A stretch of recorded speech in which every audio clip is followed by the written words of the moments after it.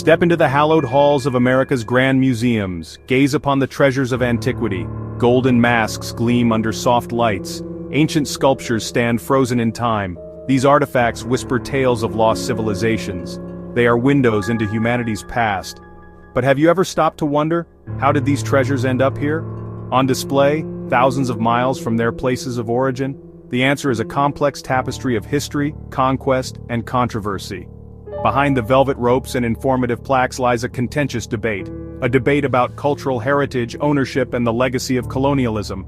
It is a debate that reaches far beyond museum walls, forcing us to confront uncomfortable truths about our collective past. Join us as we delve into the captivating world of stolen artifacts. We will explore the arguments for and against their return, and we will ask the question, should America return its stolen artifacts? The journeys of these artifacts to American museums are rarely simple.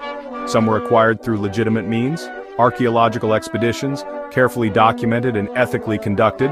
Others, however, were obtained through more dubious circumstances. Colonialism casts a long shadow over the acquisition of many artifacts. During periods of European expansion, countless treasures were treated as spoils of war, taken from conquered lands and shipped across oceans. The trade in antiquities also played a role. A bustling marketplace emerged where artifacts were bought and sold like commodities. While some transactions were undoubtedly above board, many were shrouded in secrecy, looted from archaeological sites and smuggled out of their countries of origin. These illicit activities stripped nations of their cultural heritage, leaving behind a void that resonates to this day. The call for the repatriation of stolen artifacts is not new. For decades, nations have been demanding the return of their cultural treasures. One of the most prominent examples is the case of the Benin bronzes. These intricately crafted sculptures were looted from the Kingdom of Benin, now Nigeria, in 1897 during a British military expedition. Thousands of bronzes were dispersed across the globe, ending up in museums and private collections. Nigeria has been fighting for their return for over a century, arguing that the bronzes are not just objects, they are embodiments of their history, culture, and identity. The campaign for the Benin bronzes has gained significant international attention. Several museums have committed to returning their collections.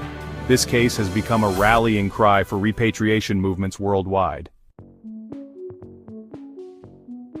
The debate over stolen artifacts is often framed as a clash between preservation and repatriation. Museums argue that they play a vital role in preserving these fragile objects for future generations. They possess the expertise, resources, and facilities to ensure their long-term care. Furthermore, they argue that displaying these artifacts in major museums provides educational opportunities for a global audience, allowing people to connect with different cultures and learn about the past. However, critics argue that this argument often masks a sense of colonial paternalism. They contend that the countries of origin are perfectly capable of caring for their own heritage. Moreover, they argue that the educational value of these artifacts is diminished when they are displayed out of context, separated from their history and cultural significance. The debate raises fundamental questions. Who has the right to own the past, and who should benefit from its display?